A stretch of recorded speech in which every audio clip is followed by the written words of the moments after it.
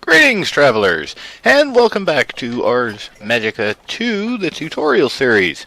And where we left off is a recap. In the background there you can see the neutral essence and the dark essence, or aura, that we built and completed.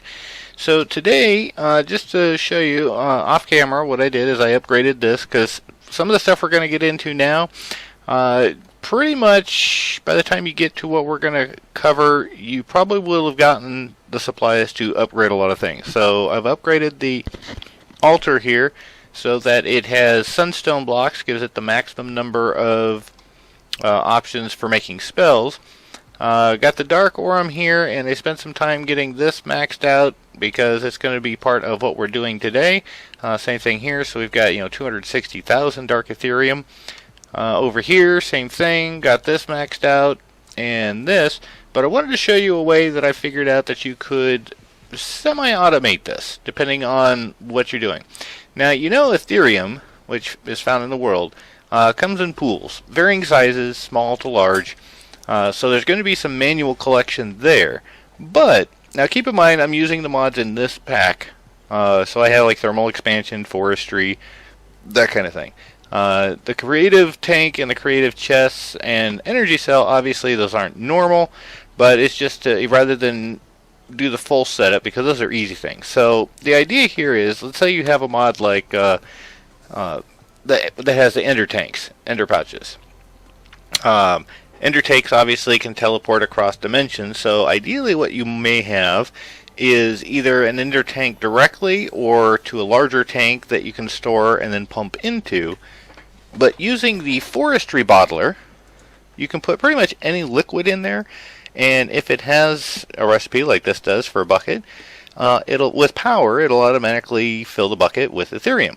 Okay, so the idea is have the tank of Ethereum you're collecting in the world connected to a bottler, and then you really would only have to do maybe a couple of buckets. I just use this to make it easy on myself, but you could have this as a recirculating system. In my case, I just have it trashing the buckets because, unlimited amount. But you would, instead of having to trash can, have this line coming all the way back to, say, another chest over here, or even back to here, to recycle the chest or the buckets back into here. Once they're full, pulls them out, and then through the bottom, it puts those buckets of Ethereum in here. Now the nice thing is once the Ethereum is full, it'll finish off whatever it started, but it will not use any more if you don't need the Ethereum.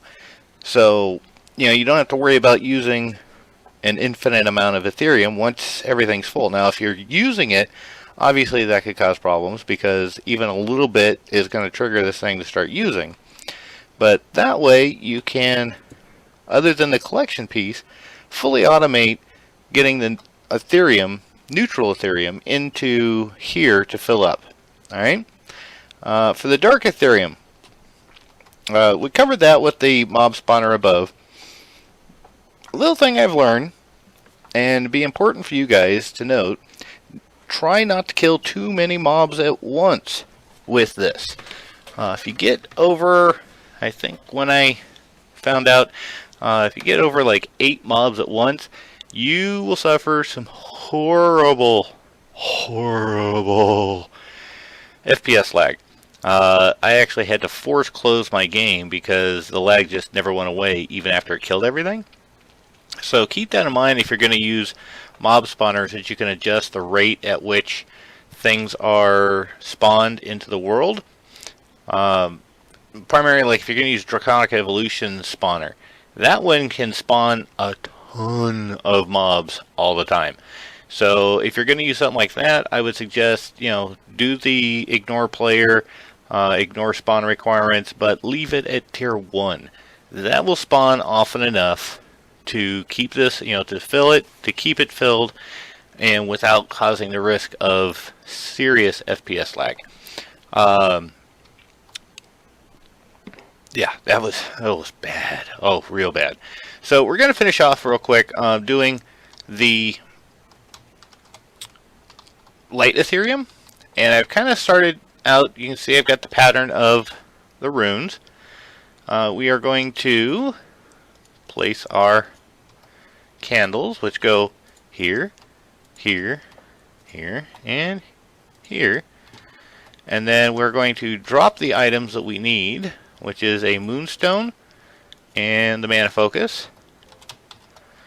And then we need to shoot the spell. This one is going to be Mage Light.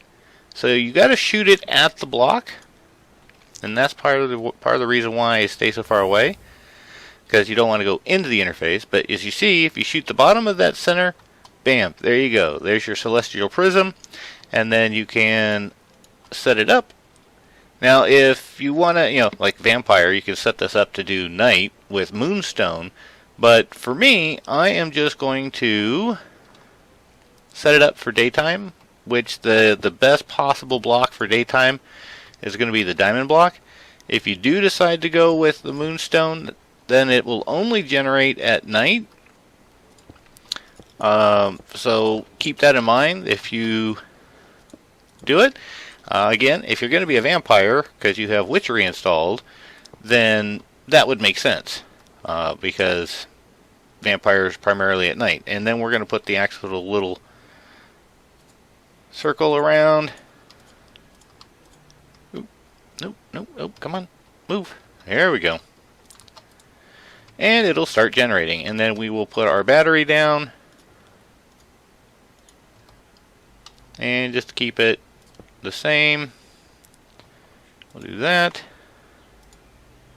And now we will start collecting light Cerium.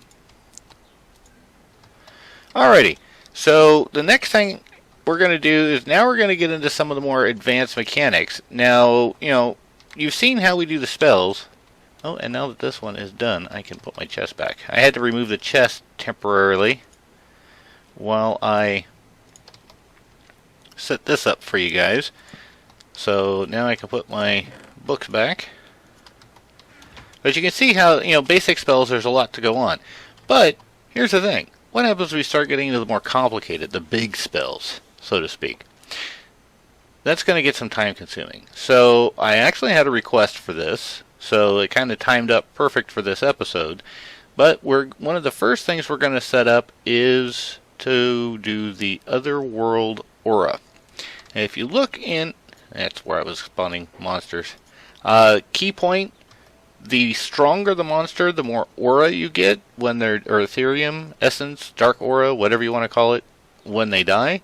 So, if you're going to set up a spawner, if you want to do basic, great. If you're going to leave it running all the time, that's probably good enough. If you want a fast infusion, big mobs with lots of health, that's the idea, because they'll give you more Cerium when you're done. But we're going to talk about the Otherworld Aura, which is basically the automated spell crafting for Ars Magica. So let me go get some things set up, and I will be right back. Welcome back. Okay, so we've got some of this set up. Now, with the Otherworldly Aura, there is some setup. Lots of items you'll need. For the items to drop in here, you're going to need Purified Ventium Dust, a Player Focus, and then all 4 of the basic mage armor, so the hood, robes, leggings, and boots. And you will need to make one more spell, which I'll show you the items right now as projectile, because you got to shoot it at the center. And then it's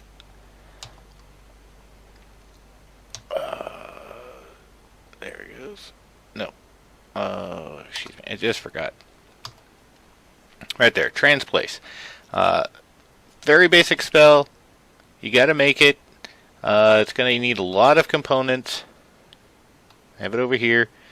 You're going to need all the same ones for projectile, and then you're going to need red, blue, runes, compass, that kind of stuff. So quite a bit of stuff. But still very easy to get. You'll need this, though, to make this happen. I'll explain the chest here in a minute. So we're going to go ahead and drop this down. Oop. No, drop, not move. Drop, not move. Okay. And I've already got the spell selected, so we're going to shoot it at the block.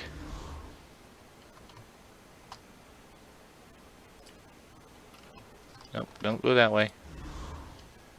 Oh, I bet you I need to put these on the ground.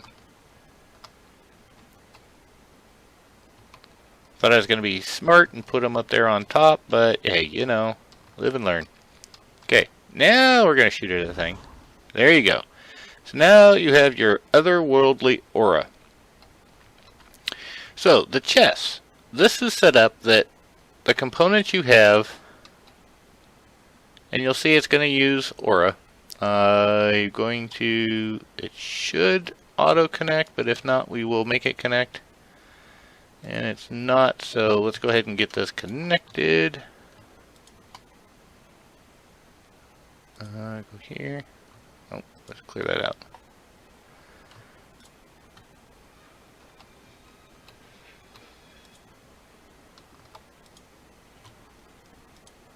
I think I just did the wrong one.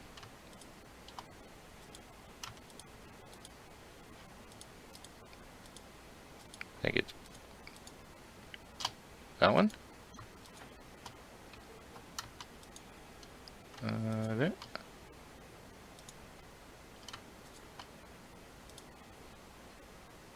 No. Alright, let's try this again. There we go. Paired. And over here and pair. I think.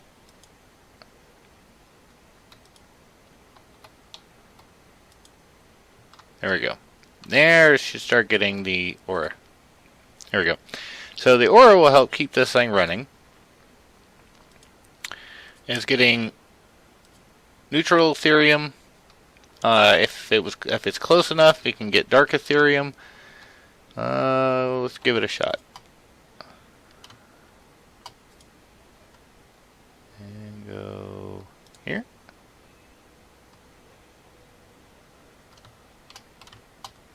Might be too far away. Yep, it's too far away. So we'll just leave it at that. We'll use the neutral because it's closest, which is why I set it up here. So anyway, the chests are for the spell components. So the way this works is when you put the spell in the altar, this thing should get to work building the spell, but it will have to have the items available to it through a chest. Now, how you fill the chest, that's up to you. There's a bazillion mods to help with inventory sorting and everything else. Personally, I would probably end up using a combination of applied energistics and translocators. But, you know, how you do it is up to you. But for the sake of this, let's get this stuff out of my hotbar. We're just going to go ahead and put every type of rune in one chest. And we'll do that in the center just for the way I like to do things to organize. And we'll do that. And then over here, you know, you're going to need, especially for projectile, you know, you're going to need snowballs. You know, you're going to need arrows. So we're going to go ahead and grab some of those. Grab some of those. Well, we'll go ahead and fill up the items in the chest that we're going to need most commonly, and then I will be right back. Welcome back. Alright, so I've added some of the components here. Just basics. In the left chest, I just did basic Minecraft components. The right chest did Ars Magica components. In the middle chest, the runes and the spell parchment. So we're going to create our first spell using this. So what we're going to do here is, this is one of the spells I would like to show you. Just laughingly called it Farmer John. But basically what this does is it creates an area where there's a constantly applied bone meal effect, and then harvest what it plants. The side benefit of this is it will produce blue orchids, Tarma root, that kind of stuff. Desert novas if you're in the desert. But it's simply a zone spell with 3 duration, area of effect, plant, and harvest. And let's go ahead and put the book in here. Now it's done. And we are going to go here. And first we're going to see what we need to make it. well, we'll go here. Why is it not on there?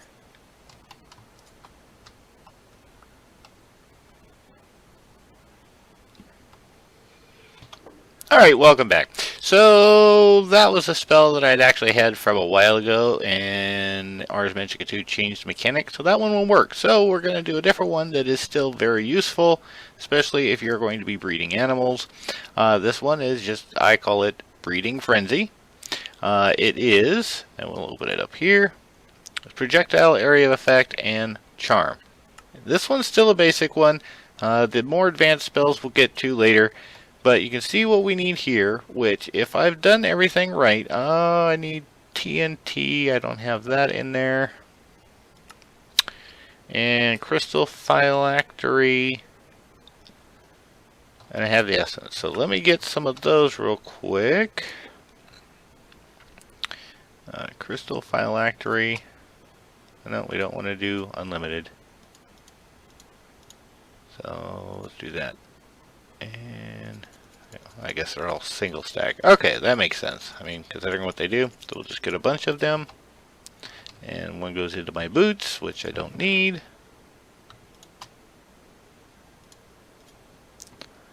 There we go. Of course, I didn't really want to fill everything up here. Need some space. And then TNT, which we will get. Put in here. No, not the spell. The TNT. Alright. So let me get this finished up, and I will be right back. Alright, welcome back with that. Okay, so, now that we got this all set up, I did have to move it a little closer, it was out of range. But to get the spell started, one, make sure you have all the components out there for it. Drop the rune, and he'll get started on making the spell. Now the thing to keep in mind is when he's done, the spell will just sit there. So you're probably going to want to set up like a hopper or item node if you have extra utilities, or something to pick up the spell. You can use the item ID and just, pull that specific item ID out. Otherwise, it'll sit there. It may despawn. But, if you're going to be, you get a spell, you want him to work on it, and then go off and do your thing, come back and get it, that'll work. But yes, he'll even do the aura and everything else. So you just watch him go. But you have to start it by dropping the blank rune. Otherwise, it'll just sit there forever doing absolutely nothing.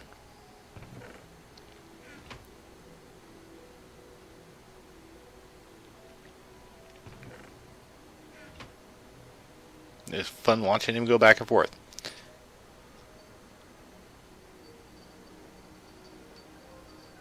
As soon as it's done, it drops. You come over here, pick it up, and there you go. And this is the one that is Breeding Frenzy. So we're going to give it the heart.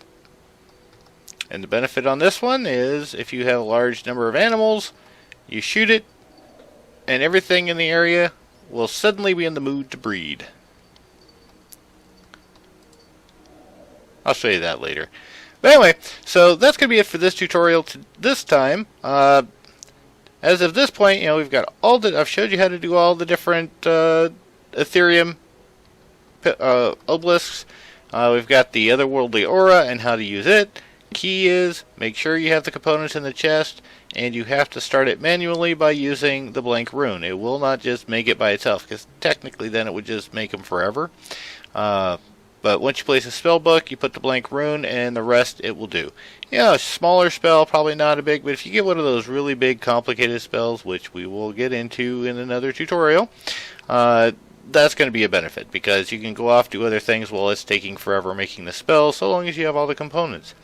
And like I said, if you set this up right, you can have these chests auto-filled. And the reason I did these is because I was testing. I wasn't sure if the diamond crystal chests were working, so I just went with vanilla chests just to be sure. That's how I found out that it was simply the blank rune that starts the whole thing. And then he stood there because I was missing Ventium dust, so, go figure. But anyway, so hopefully that guy helped you guys out, and thank you guys for coming by. Don't forget to like, comment, subscribe, And you guys have a great day.